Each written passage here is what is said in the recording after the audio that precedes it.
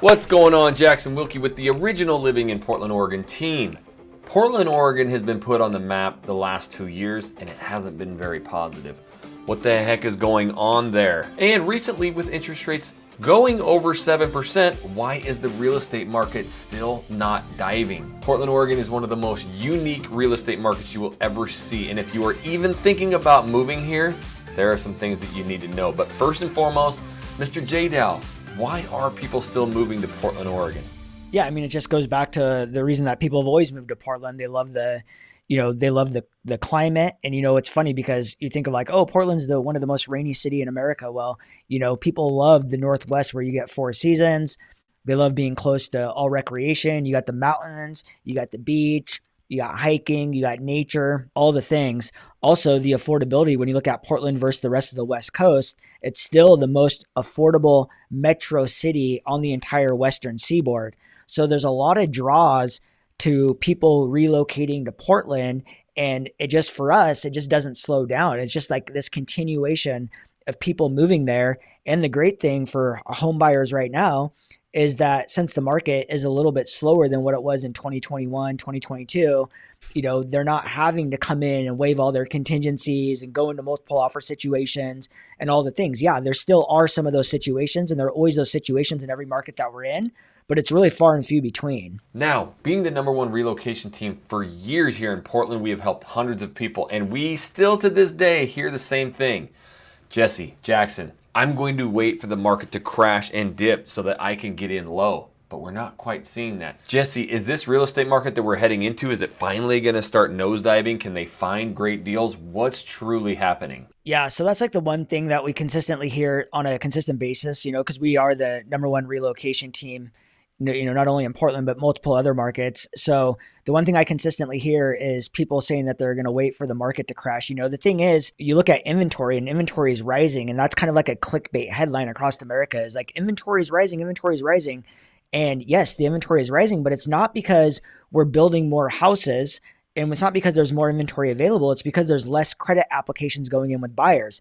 And this is the first time in history that inventory and demand is being controlled by sellers not wanting to sell their house, because a lot of people, when rates were down in the 2 to 3s, they refinanced their house or they bought a house, and now they don't want to sell off that mortgage to buy into a 6 and low 7% interest rate markets.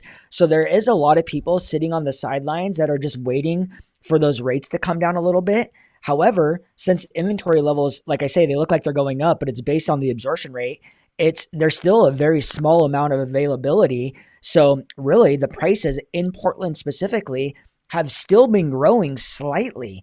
When you look at the month over month and the year over year trend, you'll see they're typically, year over year, they're up about 1 to 2%. And then month over month, they've been relatively flat. So that number isn't really changing that much. The reality is, if I was a buyer in the position of making the move now, I think it's a really good time to go out and do your shopping and not feel like you have a lot of pressure, because houses are taking a little bit more time to sell. We look at the average time on market, and the average days versus last year at this exact time is up over 22 days. Versus last month, though, it's actually down 7 days. So that tells me that the trend is heading back towards a very competitive selling style market, which, when the rates shift, we're going to end up back in the same situation that we were in 2021, 2022 with multiple offers, and there's a lot of people out there that I see saying, well, buy now and refinance later. Everyone's situation is very unique, which is why we love to work with our clients so far in advance, because that methodology really just sounds like somebody's trying to convince you to buy a house. At the end of the day, it's all about making the move when it's most convenient for the client and having the most information to make those decisions. So the only way you can do that, obviously, is by reaching out to our team and then having our, consultation, which, is complimentary. We work with hundreds and hundreds of clients, helping them make that move. And that's something that all of them say they're pleasantly surprised, is us sitting down and building out a formalized game plan, that shows them the path forward with whatever the current market situation is. And then we can adjust as time moves along based on what's going on with the market. Now, the pandemic really made things interesting for the whole real estate market across the country. A lot of people shaking and moving. Now, Jesse's talking about interest rates going down into the 5s and 4s, and this market will go insane. But why, Jesse? Before the pandemic, we saw 4 and 5% interest rates, and it wasn't crazy. I remember sitting with clients who were selling their houses saying, hey, average day on market's about 60 days. But why is now at 5% different from before the pandemic? The reason it would be absolutely crazy. So what the Fed has done now in the last, almost a year now, because rates went up at the end of summer 2022, is what the Fed has done a couple of times now. They've pulsed the rates down to, that 5.5%. I was just talking to Addy yesterday, and he said in the last 6 months, the rates have shifted 2 full percentage points. But so he's like, if it takes 6 months to go up this high, it'll probably take 6 months to go down. And what we've seen is when the Fed pulsed the rates down to fives, we saw the applications of credit for mortgages automatically skyrocket. And we saw the lock-ins on the rates skyrocket. We all know that the Fed dropped the rates to 2s and 3s because they were trying to prevent an Armageddon of people, going into foreclosure. Mm-hmm. The forbearance thing happened, and everyone thought that everyone was going to default on their mortgages once forbearances were gone. And at the end of the day, we were saying it from the get-go. You can go back to our videos from when we shot that. We were like, this forbearance thing is not going to cause a problem. There's already naturally 800,000 foreclosures every single quarter. And if you took the amount of people that weren't even paying on their forbearance, it was like a fraction of that number. So even if you doubled the foreclosure rate with forbearance, it would have done nothing to our industry. We don't have enough inventory as it is. We know that we're about 20 years behind. And right now, you're seeing building starts up 160%. This tells me that the builders know, everyone knows that once the rates shift down, everyone's going to come flooding back into the game, and it's going to be game on. And the reason why that 5.5% mark matters is because historically, we all know that 2s and 3s were insane. A lot of people took advantage of it, but that 4s and 5s is really where we need to be to maintain a very sustainable housing market. So that's why that 5% matters. And that's where all the surveys say that people feel most comfortable, because most people remember the 7s, 8s, and 9s. 5% to a lot of people is still unprecedented territory. So it's especially for the buying demographics. And if you've never bought a house before, you don't even know really what mortgage rates are. And if you weren't buying a year ago, you still remember those 5% numbers. So that's why the 5% really makes the most difference, is because it's kind of like this comfort zone. And some people will say, a lot of people don't even know what the differences are, but the difference between like a 5% and a 6% mortgage, just average on a, say, $750,000 house is going to be anywhere from $300 to $500 a month in mortgage, payment. So if you take about, a 3% from 2 years ago to say 7% today, that's a freaking, that could be saving you anywhere from what is that, $1,500 to $2,500 a month if you would have got down at those lower rates. However, people typically adjust to what they can afford. And based on the lending industry, they look at your affordability calculator. They can't just put you into the most expensive house. They try to keep your debt or your mortgage around that 40% of your income level. So they also look at your debt to income, all the things. So, that's why it's so important to reach out to us early, so that way we can build a solid plan that gets you in the most comfortable situation. And the good news is if rates go down over time, it's going to increase your affordability. So let's just say the rates go down 1%. That might allow you to buy a house at a $50,000 higher price point without changing your mortgage. So it really all just depends what's going on. And that's why people are looking at it today. They're like, why aren't the prices going down? Why aren't the prices going down? It's because the inventory is controlling this whole situation. When the market crashed in 08, or from 06 to 08, the inventory levels were already sky high. And when everyone came out of the market, it caused the inventory, to raise up even higher. So you had all these, low buyer pool, lots of inventory. Then that buyer pool went away. The inventory levels skyrocketed. Nobody could sell their house and get off from their mortgages. As you see today, there's no houses on the market. So when a house goes on the market, if it's priced accurately, it sells really quickly.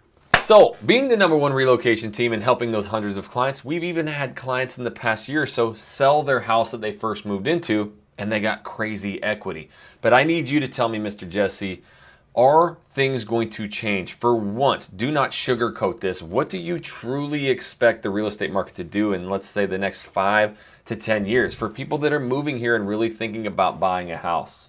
Yeah, so when you look at historical data, and it doesn't matter what industry you're in, what market you're in, typically the housing market doubles every 10 years. So if you ask me and this is what I tell clients all the time, when we're working with them, if it's, and it also, there's a lot of variables. Is it new construction? Is it the beginning of a community? Is it, resale home, all the things. So I'm just giving you a generalized answer. But if you ask me what the market's going to do in the next 12 months, I'm like, I don't know, because I don't know what's going to happen with rates, right? If you ask me what's going to happen in the next 5 years in your house, well, I can tell you that your house is going to be worth more. If we're talking historical numbers based on data and what's been going on now, your house is going to be worth a lot more in 5 years than it is, today. And in 10 years, historically, it should be doubled in value. I've bought in multiple homes. I can tell you that the houses that I bought in 2013 actually grew 3x versus what I paid for them, right? So the best time to plant a tree was always yesterday. The best time to, buy a house is always yesterday. And here's the funny thing. I've sold tons of people's homes, and I've sold lots of homes to clients of ours that sold their house predicting that the market was going to collapse and that the market was going to collapse the following year. And that's when they were going to buy. And I'll tell you what, I've been in contact with these people for 5 years, and they're still holding out hope. Even when I bring up like, hey, look at the house that we sold of yours. You sold it for 400. Now it's worth 650, 700,000. Mm-hmm. In their minds, even if the market crashed and went down 50%, they're going to just basically be starting over to where they were. So it's like, it just makes no sense to me. And here's the thing, people are like, well, I could just rent, and then I'm not wasting my money. I don't have to roll the dice, right?